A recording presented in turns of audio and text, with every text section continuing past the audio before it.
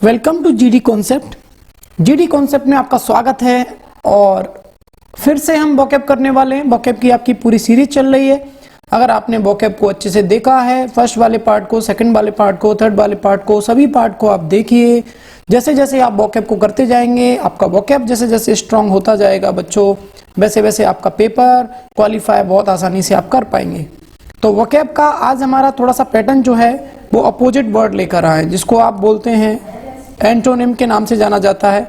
Antonym क्या होता है? एक अपोजिट वर्ड होता है। क्या होता है? Opposite word. पहले हम कैसा देख रहे थे? सेम मीनिंग, लेकिन यहाँ पर देखना अपोजिट मीनिंग। और अपोजिट मीनिंग क्या होगा, इस बात को हमको समझना पड़ेगा। देखिए, ट्रांजिएंस की बात अगर हम करें तो ट्रांजिएंस का मतलब क्या होता है? आप पेपर पेन लेकर बैठिए और लिखते जाइए। इसका मतलब होता है अल्पकालीन। अल्पकालीन मतलब होता है जिसको हम कम समय के लिए बात करते हैं। अब इसका हमें क्या देखना पड़ेगा? थोड़ा सा इसके अपोजिट देखना पड़ेगा। तो ट्रांजिएंस मतलब क्या होता है? अल्पकालीन मतलब कम समय की बात कर रहा है, कम समय की बात कर रहा है। इसका मतलब इसके अधिक समय की बात करेगा। एटर्निटी मतलब होता है शाश्वत, अनंत बोल सकते हो, जो कभी खत्म नहीं होता। इसका मतलब इसका आंसर क्या हो जाएगा? यही। सैलो की हम बात करते हैं तो सैलो मतलब होता है, यहां पर हम बोल सकते हैं उथला या कम। कम बोल सकते हैं, उथला बोल सकते हैं। ये वर्ड है उथला, वर्ड हिंदी का शब्द है। स्लो मतलब होता है धीरे धीरे। और रेस्ट मतलब तो आप समझते हैं रेस्ट करने को, आराम करने को बोला जाता है। तो देखिए, हमें इसका अपोजिट मीनिंग बताना था। इसके जस्ट अपोजिट जो वर्ड है वो है आपको एटर्निटी, इसलिए इसका आंसर हो जाएगा ए वाला। चलिए, इसी के साथ अगले वर्ड पे चलते हैं हम, डिसेंट। देखिए, डिसेंट मतलब क्या होता है ये हमको पता होना चाहिए। डिसेंट का मतलब होता है अवनति। क्या होता है? अवनति। और अवनति के साथ एक और वर्ड होता है बच्चों, आरोहण। आरोहण, ठीक है। अब इसका हमको अपोजिट मीनिंग देखना है। देखिए, एक दिया वर्ड एलिवेशन। तो एलिवेशन तो होता है हम जो यूज करते हैं, इसको यूज करते हैं ऊंचाई के लिए। किसके लिए? ऊंचाई के लिए, राइट। एलिवेशन का मीनिंग ऊंचाई हो गया। इंक्रीज मतलब किसी भी चीज का क्या करना? बढ़ना, राइट। तो एलिवेशन हो गया। लेवल आप समझते हैं। और एसेंट जो होता है इसका मतलब होता है चढ़ाई, चढ़ाई, राइट। या अपन बोल सकते हैं आरोहण, आरोहण, चढ़ाई। और इसको अपन उतरना भी कह सकते हैं, राइट। तो इसका जस्ट अपोजिट देखिए क्या होगा। डिसेंट मतलब बच्चों होता है अवनति, आरोहण या उतरना। तो इसी का जस्ट अपोजिट क्या हो जाएगा? एसेंट। एसेंट मतलब क्या होता है बच्चों? चढ़ाई, आरोहण। इसके जस्ट अपोजिट हो गया, इसलिए इसका आंसर हो जाएगा डी फॉर दिल्ली। इसी के साथ आगे बढ़ जाते हैं। अगला वर्ड है हमका इंटरिम।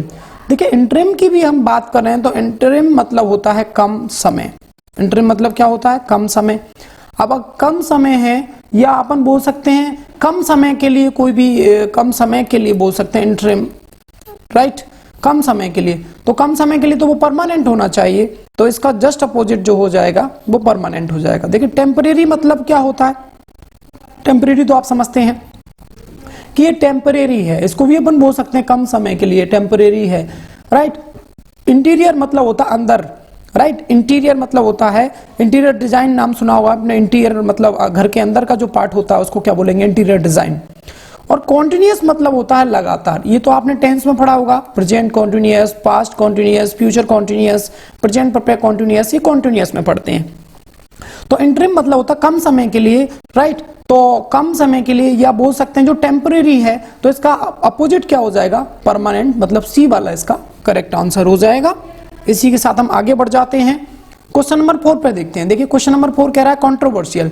कंट्रोवर्शियल मतलब होता है जहां पर विवाद वाली बात करता है। किसकी बात करता है? विवाद। तो कंट्रोवर्शियल जनरली अपन बोलते हैं भाई ये कंट्रोवर्शियल मैटर है, मैं इसके चक्कर में नहीं पड़ सकता, ये विवाद वाला मैटर है।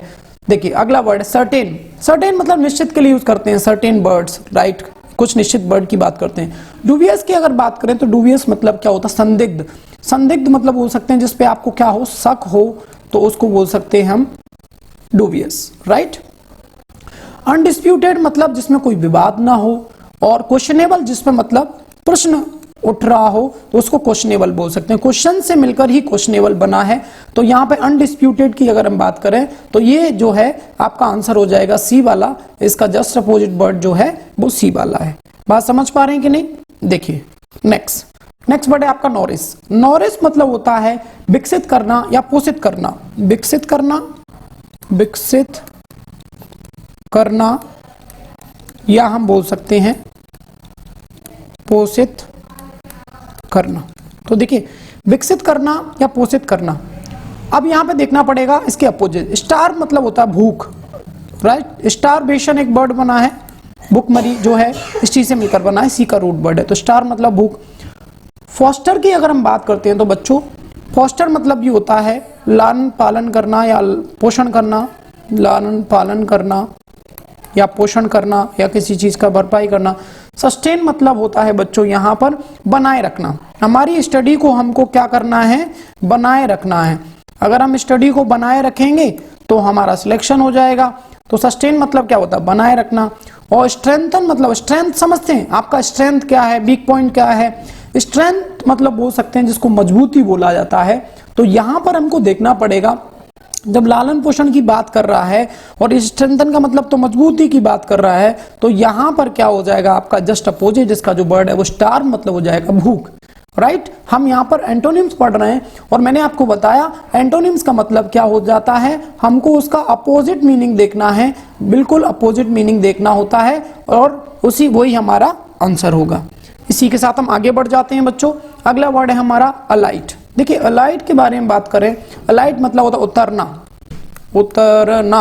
अलाइट मतलब क्या होता है, उतरना, या बोल सकते हैं पाना, उतरना या पाना। ये इसके दो हिंदी मीनिंग हो गए। अब देखेंगे इसको बोल सकते हैं डिसएम्बार्क, मतलब क्या हो जाएगा, डिसएम्बार्क मतलब होगा, इसका मतलब भी होता है उतरना।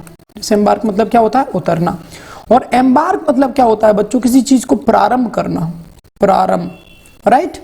और एम्बाम की अगर हम बात करें, एम्बाम जिसको बोल रहे हैं, इसका मतलब होता है सब पर लेप करना, सब पर लेप करना, राइट। और अलाइन मतलब क्या होता है, अलाइन मतलब होता है पंक्ति में होना, पंक्ति में होना। अब देखिए इसका जो आंसर हो जाएगा, इसी चीज को उतारना बोल सकते हैं, राइट।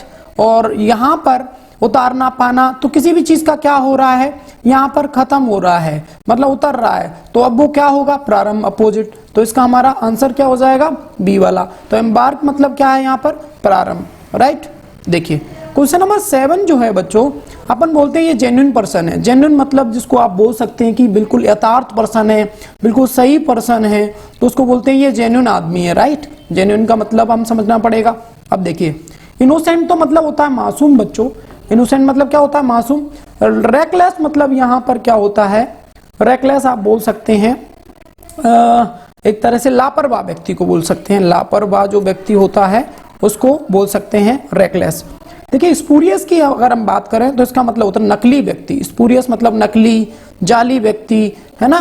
कुछ लोग कैसे होते हैं, नकली होते हैं, डमी होते हैं, उनको बोला जाता है। और अलाइन अभी अभी मैंने बताया आपको, अलाइन मतलब क्या होता है, पंक्ति में होना। अलाइन मतलब क्या होता है, पंक्ति में होना। अब मुझे बताइए इसमें जेन्युइन मतलब क्या होता है, यथार्थ होना, जेन्युइन होना। अब इसका जस्ट अपोजिट देखेंगे तो क्या हो जाएगा, स्पूरियस। स्पूरियस मतलब क्या होता है, नकली होना, जाली होना। इसलिए इसका जो आंसर हो जाएगा बच्चों वो क्या होगा, सी वाला, क्योंकि हम अपोजिट मीनिंग उसका देख रहे हैं। तो सी फॉर चेन्नई करेक्ट आंसर हो जाएगा। इसी के साथ आगे बढ़ जाते हैं। देखिए स्टिंजी की अगर हम बात करें तो स्टिंजी का मतलब होता है कंजूस। क्या होता है बच्चों, कंजूस। अब इसी बात के बारे में अगर हम बात करें तो कंजूस अगर है तो इसका मतलब खर्चीला होगा। एक्स्ट्रावेजेंट मतलब होता है खर्चीला, तो पहला ही आंसर इसका सही होगा। सेल्फ सफिशिएंट की अगर हम बात करें तो वो सफिशिएंट, सेल्फ सफिशिएंट मतलब सफिशिएंट मतलब वो मात्रा की बात करता है। स्पिटफुल की अगर हम बात करें यहाँ पर तो स्पिटफुल मतलब होता है दोषपूर्ण। क्या होता है बच्चों, दोषपूर्ण, राइट। ये होता है आपका दोषपूर्ण। और ब्रॉड माइंडेड मतलब जिसका माइंड बहुत ही ब्रॉड होता है, जो बड़ा बड़ा सोचता है।